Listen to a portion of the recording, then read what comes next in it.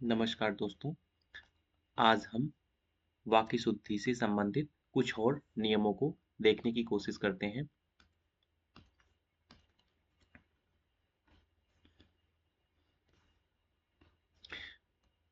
पहला वाक्य है, मैंने आपके घर में रखी पुस्तक को देख ली। यहाँ पर जो अशुद्धि है, इस वाक्य में कारक संबंधी अशुद्धि है। तो हम देखते हैं कि अशुद्धि कहाँ पर है? ये को चिन्ह में है। को चिन्ह में क्यों है? क्योंकि जो को का प्रयोग होता है वो हमेशा सजीव वस्तु के साथ में को का प्रयोग किया जाता है। सजीव के साथ में हम को कारक का प्रयोग करते हैं। पुस्तक क्या है? पुस्तक निर्जीव है। इसलिए हम करेंगे क्या कि को यहाँ से हटा देंगे। अब हमारा वाक्य हो जाएगा, मैंने आपके घर में रखी पुस्तक देख ली। ये वाक्य व्याकरण के रूप से शुद्ध हो जाएगा या व्याकरणिक रूप से शुद्ध हो जाएगा। यहाँ पर मैं कुछ और चीजें हिंट करना चाहूंगा कि ये वाक्य शुद्धि का मैं जो नियम यहाँ पर चर्चा कर रहा हूँ, वो हमने दो बुक वासुदेव नंदन और हरदेव बाहरी हरदेव बाहरी की बुक को पढ़ करके नियम को निकाले हैं और उसी के आधार पर मैं वाक्य को शुद्ध कर रहा हूँ। तो अतएव जो यहाँ पर शुद्ध वाक्य दिया गया है, इसको हम अभी के लिए नजरअंदाज करेंगे। हमने जो उन दो स्टैंडर्ड बुक से नियमों को सीखा है, मैं उसको यहाँ पर प्रस्तुत करने का कोशिश कर रहा हूँ और मान के चलिए कि ये रूल एकदम सही भी हैं। क्योंकि बात यह है कि जब हम इस नियम को समझे रहेंगे, तब पीसीएस मेंस की परीक्षा में 5 वाक्यों को शुद्ध करने के लिए दिया जाता है। वहां पर हमें विकल्प नहीं दिए रहते हैं, वहां पर हमें 5 वाक्य लिखे रहते हैं और उन वाक्यों को हमें इन व्याकरणिक नियमों के आधार पर शुद्ध करना रहता है। यहाँ पर तो आरओ एआरओ प्री और मेंस में प्री और मेंस में हमें विकल्प मिलते हैं। प्री में जहां वाक्य शुद्धि के 5 सवाल आते हैं, ये 1 नंबर के रहते हैं।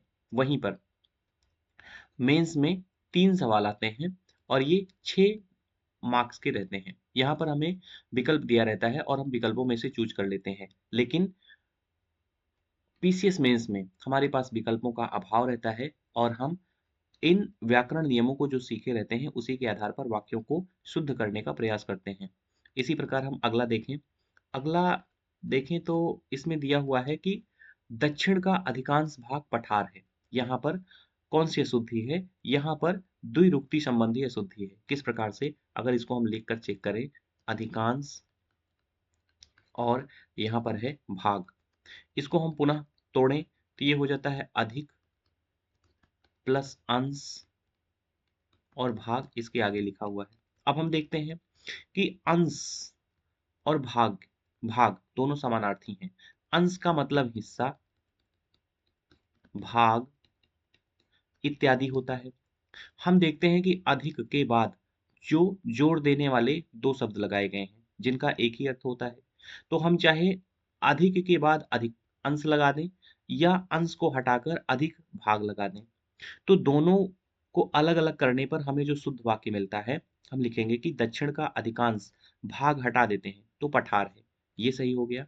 और दूसरा हम लिख सकते हैं कि दक्षिण का अधिक भाग पठार है। ये उतना अच्छा नहीं रहेगा, लेकिन हम रूल को जब एक्सप्लेनेशन करते हैं तो उसके संदर्भ में हम इसको समझ सकते हैं कि अथवा ये भी हो सकता है। अगला वाक्य लेते हैं हम कि वहां पर भारी भीड़ एकत्रित हो गई। हम देखते हैं कि यहाँ पर क्या ये वाक्य शब्द निर्माण संबंधी अशुद्धि है। शब्द निर्माण संबंधी अशुद्धि है। तो एकत्रित अगर कहीं पर मिले, एकत्रित शब्द गलत होता है। क्यों गलत होता है? क्योंकि हम देखते हैं कि इसका मूल शब्द है एक, इसमें इन्होंने त्रा जोड़ दिया तो ये हो गया एकत्र। अब इन्होंने क्या किया? फिर से गड़बड़ी पैदा करने के लिए इन्होंने एकत्र में तो एक में तो त्रा जोड़ा ही, उसके बाद में इन्होंने इसी में इत जोड़ दिया और प्लस यहाँ पर हम इत कर देते हैं। ये वाक्य हो गया एकत्रित। ये हमेशा गलत होगा। हमारा शुद्ध वाक्य एक में हम केवल एक ही शब्द त्रा जोड़ें और एकत्र हो जाता है। यही सही है। तो इसका हो जाएगा वहां पर भारी भीड़ एकत्र हो गई। ये इस वाक्य की शुद्धि हो जाएगी। अगला वाक्य हम लेते हैं, हम गांधी जी की मूर्ति का दर्शन करने गए थे। यहाँ पर जो वाक्य संबंधी अशुद्धि है वो कारक का है। कारक का किस संदर्भ में है कि यहाँ पर हम देखते हैं कि दो कारक चिन्ह लगाए गए हैं, की, का, और ये क्या है, ये संबंध कारक है। ये संबंध कारक है। संबंध कारक का चिन्ह होता है का, की, के। हम देखते हैं कि यहाँ पर कारक संबंधी अशुद्धि क्यों है। हमें एक रूल यह पता होना चाहिए कि जो का, की, के है, ये अपने पीछे वाले शब्द के हिसाब से परिवर्तित होता है। इस यानी कि इसके आगे जो शब्द लिखा रहेगा उसके आगे इसमें परिवर्तन होता है। अब हम देखते हैं कि ये दर्शन शब्द क्या है। दर्शन शब्द पुल्लिंग है या स्त्रीलिंग है? तो हम जानते हैं कि दर्शन शब्द पुल्लिंग है। अब हम इसको ये समझेंगे कि क्या यह एक वचन है अथवा बहुवचन है। तो इसके लिए हम वासुदेव नंदन जी की बुक उठाएंगे और वहां पर जो 1 से 77 जो उदाहरण दिए गए हैं उसमें हम एक जगह देखते हैं कि समाचार, दाम, होश, हिज्जे, दर्शन, अनेक, भाग्य, आंसू, इसको बहुवचन के रूप में प्रयोग किया जाता है।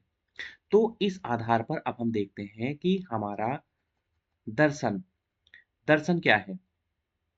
दर्शन ये हो गया पुल्लिंग और बहुवचन। अब इसके आधार पर हमारा काकी के चेंज होगा, काकी के। तो यानी कि यहाँ पर का होगा, की होगा, के होगा। यह दर्शन शब्द तय करेगा। अब दर्शन को हमने जाना है कि यह पुल्लिंग और बहुवचन है, जबकि का शब्द क्या है? यह पुल्लिंग और एक वचन में है। तो इसको हमें पुल्लिंग और बहुवचन में बदलना पड़ेगा। तो का को हम कर देंगे के। ये के शब्द हो गया पुल्लिंग बहुवचन। अब ये फिट पड़ गया, दर्शन भी पुल्लिंग और बहुवचन है और का शब्द भी पुल्लिंग और बहुवचन, सॉरी, के शब्द भी पुल्लिंग और बहुवचन हो गया। तो इसलिए हो जाएगा हमारा, हम गांधी जी की मूर्ति के दर्शन करने गए थे। अब अगला हम चेक करेंगे यहीं पर कि ये जो यहाँ पर की लगा हुआ है, क्या यह सही है कि नहीं। तो इसको हम चेक करेंगे, क्योंकि जो का की के है वो अपने पीछे वाले शब्द के हिसाब से रूपांतरित होता है। तो की के आगे क्या है? मूर्ति। मूर्ति के हिसाब से इसमें चेंजेस आएंगे। तो हम मूर्ति को क्या जानते हैं? मूर्ति स्त्रीलिंग में है और ये की क्या है? ये भी स्त्रीलिंग है। इसलिए की में परिवर्तन नहीं होगा।